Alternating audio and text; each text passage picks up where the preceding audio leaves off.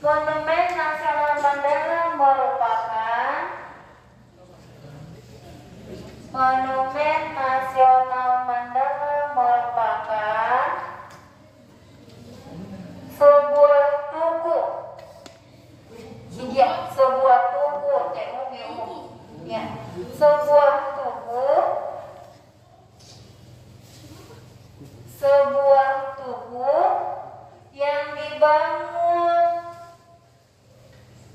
yang dibangun di Jalan Jenderal Sudirman, Makassar.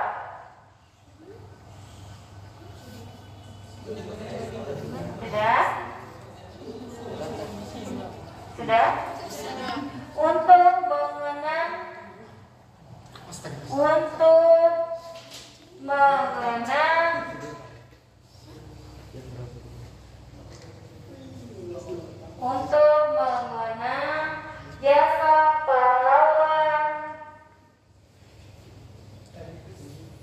jasa pahlawan,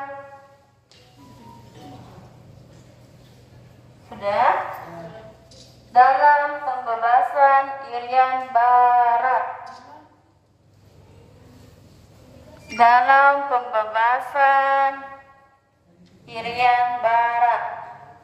dari tangan penjajah,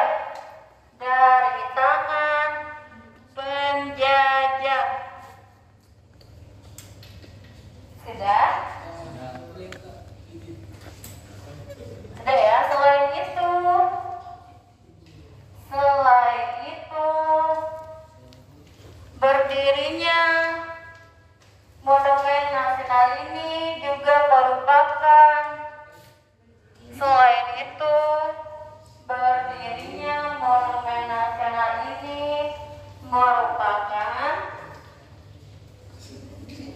sudah hadiah atas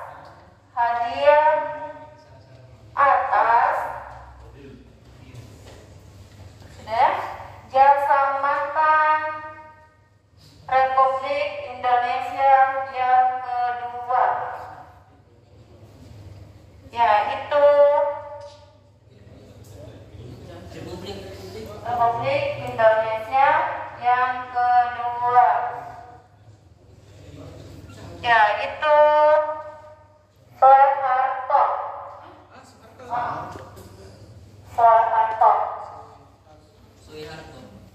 Soeharto sudah.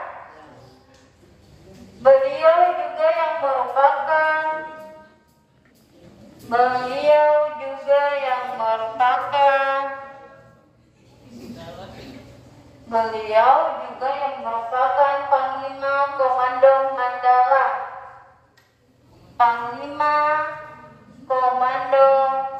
Mandala. Sudah. Yang berperan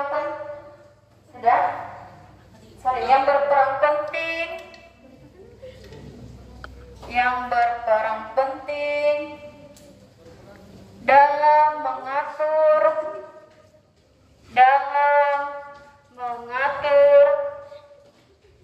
strategi pembebasan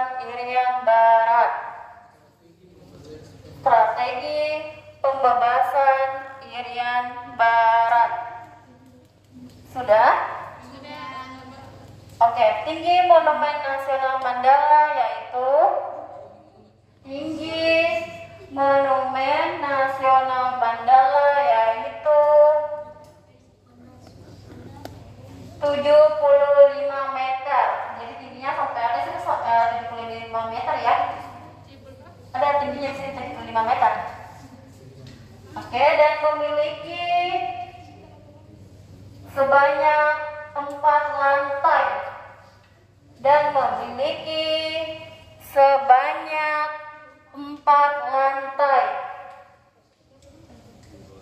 Tapi lantai 2 aja ya, lantai 1 dan 2 yang dipakai, lantai 3 dan 4 itu tidak dipakai karena sedang masa renovasi. Oke? Pada lantai pertama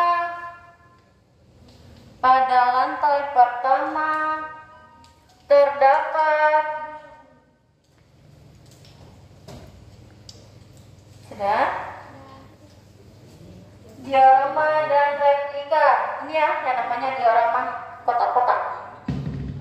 Diorama dan replika. Diorama dan replika. Ya, diorama dan replika. Sudah? Pakaian dan perjuangan. Pakaian dan perjuangan. Sudah? Dari masyarakat Sulawesi Selatan. Dari masyarakat Sulawesi Selatan. Sudah? Pada lantai kedua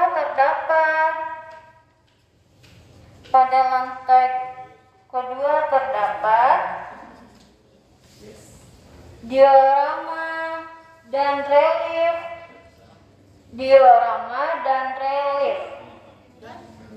Dan relief tulisannya. Relief. Ya, yang menceritakan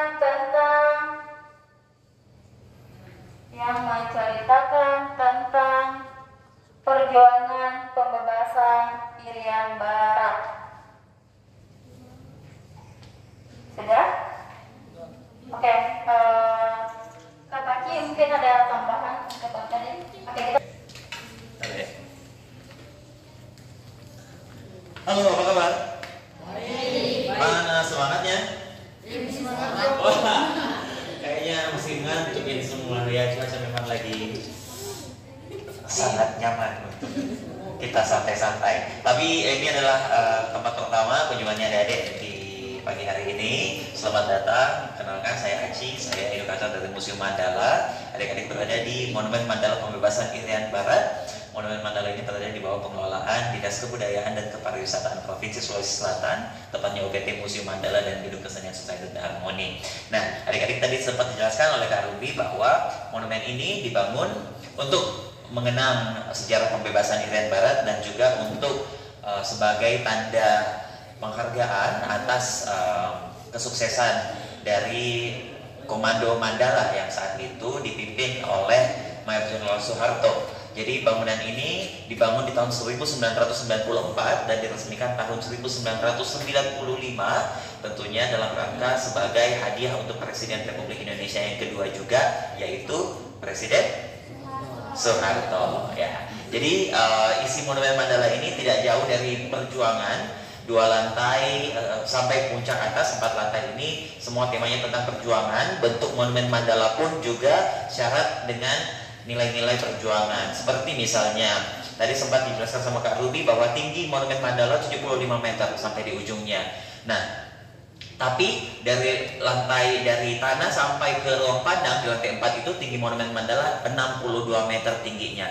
62 meter ini menandakan tahun 1962, di mana tahun itu yang merupakan tahun perjuangan pembebasan Irian Barat. Selain itu, bentuk Monumen Mandala yang segitiga sama sisi juga melambangkan Trikora atau 3 komando rakyat, 3 komando yang disalurkan oleh Presiden Soekarno di alun-alun kota Yogyakarta tahun 1961 untuk mengawali perjuangan Komando Mandala untuk membebaskan Irian Barat. Ya, selain itu juga jilatan api sebagai bentuk semangat Trikora, dan juga ada relief bambu runcing. Kalau dilihat dari luar, ini sebagai alat perjuangan bangsa kita, bambu runcing. Jadi memang Monumen Mandala ini adalah monumen untuk perjuangan, dan juga isinya juga sebagai museum yang isinya tentang sejarah-sejarah perjuangan. Seperti di lantai 1 ini, sejarah tentang perjuangan rakyat Sulawesi Selatan sebelum dan setelah kemerdekaan. Selain Sultan Hasanuddin, ternyata Sulawesi Selatan punya banyak kisah-kisah perjuangan, kisah-kisah heroisme yang bisa membangkitkan semangat anak-anak muda seperti adik-adik dari SMP Negeri 21 ini. Kelas berapa semuanya? 9 dan 10.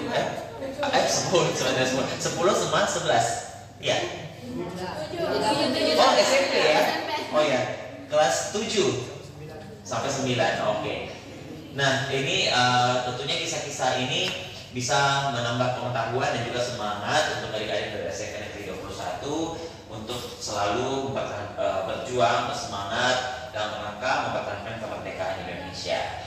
Nanti naik di lantai 2, adik-adik bisa bisa mendapati cerita tentang perjuangan pembebasan Irian Barat. Jadi kalau misalnya adik-adik belum tahu di mana itu Irian Barat, atau misalnya tidak pernah mengetahui sebelumnya bahwa kenapa Irian Barat kemudian harus dibebaskan dan bagaimana bentuk perjuangan rakyat Indonesia dalam pembebasan Irian Barat, nanti bisa dilihat ceritanya di lantai 2 ya, lewat diorama. Karena koleksi di kami di sini ada diorama, relief, dan juga replika pakaian. Replika pakaian bisa dilihat di lantai 1 sini. Oke? Jadi selamat belajar adik-adik dari SMP Negeri 21. Semoga cuaca di pagi hari ini tidak membuat adik-adik jadi lemas, tapi justru semangat dan kondisinya kondusif. Karena biasanya kakak-kakak Jawa datang ke sini dalam keadaan panas ya, kita kepanasan semua. Kali ini kita lagi berdingin-dingin, jadi semoga hatinya juga dingin, pikirannya dingin, mendapatkan pengetahuan di sini bisa lebih mudah masuknya. Oke? Terima kasih atas kunjungannya ke Museum Mandala Perjuangan Pembebasan Irian Barat. Terima kasih ke Rudi. Terima kasih datang ke sini ke Monumen Mandala. Hati-hati di jalan ya, masih ada 3 lokasi lagi setelah ini. Semoga cuaca mendukung. Saya tutup. Wassalamualaikum warahmatullahi wabarakatuh. Terima kasih Kak Kaci. Oke. Bilang dulu. Oke, kalau gitu kita berdiri. Ayo kita jalan-jalan keliling-keliling yang ada di lantai 1. Oke. Pada diorama pertama terdapat Perang Makassar melawan Belanda di bawah pimpinan Sultan Hasanuddin pada tahun 1668 sampai dengan 1669. Ya, silakan. Oke, bisa difoto ya, bisa difoto, bisa dicatat. Oke, di sini juga ada pakaian replika perjuangan Sulawesi Selatan, bisa dilihat ada ini, ada beberapa pakaian replika ya.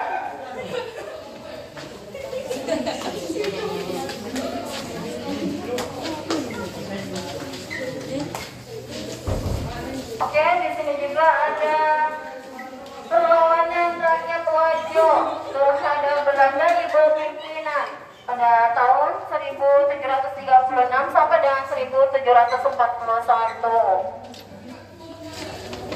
Dan diorama ketiga terdapat perlawanan rakyat Manda di bawah pimpinan Maharaja Tokape namanya ya, yang menghadapi ekspedisi Belanda pada tahun 1890. Oke, sudah dilihat? Di sini juga ada. Oke. Di sini juga ada perlawanan rakyat Bone terhadap Belanda di bawah pimpinan Raja Karaing Segeri pada tahun 1905. Jadi dia itu berperang di pinggir-pinggir laut ya. Dia berperang di pinggir laut. Ada juga perlawanan rakyat Tanah Toraja terhadap Belanda di bawah pimpinan Pongtiku pada tahun 1906. Oke, jadi dia itu berada di Tanah Toraja. Di sini juga ada serangan umum terhadap kota Kolombo di bawah pimpinan Anji Gemma pada tanggal 23 Januari tahun 1946. Ya. Di sini juga ada pakaian replika ya, perjuangan Sulawesi Selatan. Jadi pakaian-pakaiannya berbentuk seperti ini. Ada juga pusat perlawanan naskah pemberontakan rakyat Indonesia Sulawesi. Itu melakukan pada bulan Mei tahun 1946. Jadi dia itu melakukan di semacam kayak hutan ya. Tadi ada gunung-gunung, kelihatan ya, ada gunung-gunung. Oke, di sini juga ada pelantikan. Jadi dia itu sedang melakukan pelantikan Laskar Kebangkitan Rakyat Indonesia Sulawesi Selatan. Sebagaimana dari naskah seberang di sana Yogyakarta. Jadi dia itu berada di Yogyakarta. Dia itu melakukan pada bulan November tahun 1946. Di sini juga ada korban 40.000 jiwa di Sulawesi Selatan pada tahun 1946 sampai dengan 1947. Jadi dia itu berperang di Makassar ya, tepatnya di Makassar. Yang meninggal itu sebanyak 40.000 jiwa. Jadi banyak sekali ya, bisa dilihat. Ini cuma sebagiannya yang kelihatan. Di sini juga sedang melakukan konferensi kelas Keraton Sulawesi Selatan di Panceke pada tanggal 20 Januari tahun 1947 dalam rangka pembentukan Tentara Republik Indonesia. Oke. Di sini juga ada kepahlawanan Oberwalter mengisi di Sulawesi Selatan, tepatnya pada tahun 1949. Jadi dia di Makassar ya, di Sulawesi Selatan. Di sini juga ada pakaian replika pejuang Sulawesi Selatan, bisa dilihat ya pada zaman dahulu. Oke, kita lihat di diorama ke-12 ada peristiwa Andi Aziz, tepatnya pada tanggal 5 April tahun 1950. Jadi dia sedang melakukan berperang ya, dia berperang. Oke, bisa difoto ya, bisa difoto, bisa dicatat, tak bisa merusak.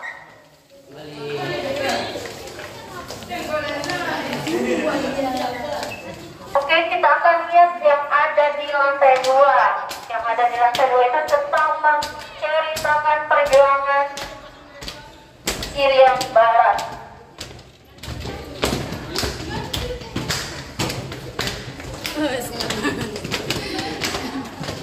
Ayo.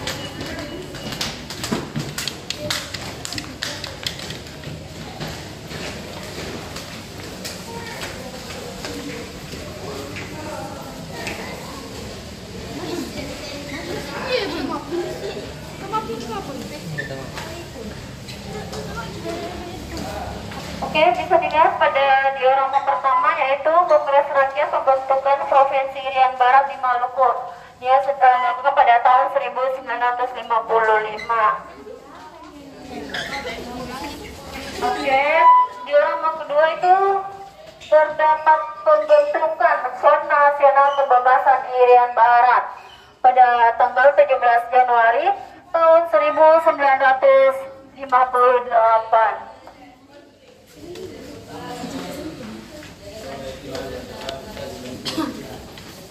Oke, di sini juga sedang melakukan Tri Komando Raja pada tanggal 19 Desember tahun 1961. Sehubung dengan sikap pertemuan ya, dia Belanda yang tidak bersedia menyelesaikan konflik. Jadi Belanda itu menolak. Oke. Di sini juga ada mobilisasi umum pada tanggal 4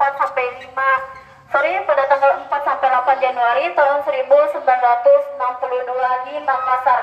Jadi dia itu di Makassar ya, dia sedang melakukan rebut Irian Barat.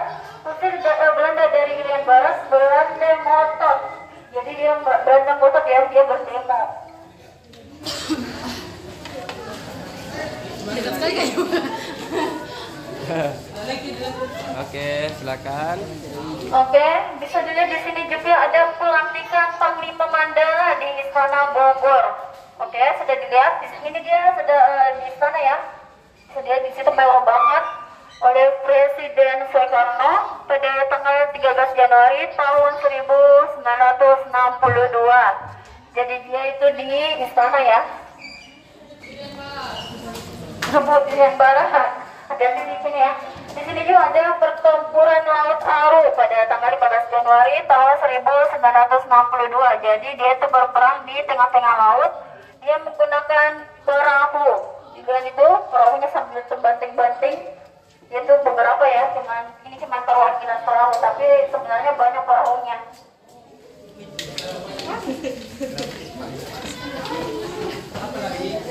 Oke, di sini juga ada Panglima Mandala sedang memberikan penjelasan tugas-tugas operasi Mandala. Jadi Panglima Mandala sedang melakukan tugas-tugasnya, tugas ini, tugasnya apa, gitu ya. Nah, dia berbagi tugas per orang gitu. Itu sudah melakukan pada tahun 1962. Iya, sama dahulu tuh bukan ini. Sekarang sudah ada kalender begitu. Oke, ini dia ada juga Panglima Mandala sedang melakukan peninjauan kekuatan tempur di garis depan pada tahun 1962. Jadi dia mencoba yang berperang di garis depan dulu. Kayak di garis depan dulu, baru garis kedua, baru garis ketiga. Kayak gitu. Dia kayak semacam latihan gitu. Dia pernah. Oke, kita lihat pada diorama ke-9 apakah itu? Oke, ini dia ada infiltrasi pasukan lewat udara ke Merauke pada tanggal 24 Juni tahun 1962. Jadi dia itu di hutan-hutan ya, di hutan-hutan dia sedang mau ke Merauke lewat udara. Jadi lewat hutan-hutan dia. Itu luar biasa ya. Oke, di sini juga sedang melakukan penyerahan Irian Barat dari Belanda ke Untea pada tanggal 15 Agustus tahun 1962. Kita lihat yang ada di diorama ke-11. Oke. Diorama ke-11 terdapat penyerahan Irian Barat dari Untea ke Republik Indonesia pada tanggal 1 Mei tahun 1963. Dia sedang melakukan dilaksanakan penyerahan kekuasaan pemerintah Irian Barat. Oke? Merdeka. Nah, yang terakhir, dia sedang melakukan penentuan pendapat rakyat Irian Barat pada bulan Juli tahun 1969. Nah, dia diadakan mendatangani, kayak gitu ya, yang persetujuannya menjelaskan konflik Irian Barat dari Republik Indonesia. Sudah ya? Oke, bisa difoto ya, bisa difoto yang ada di sini.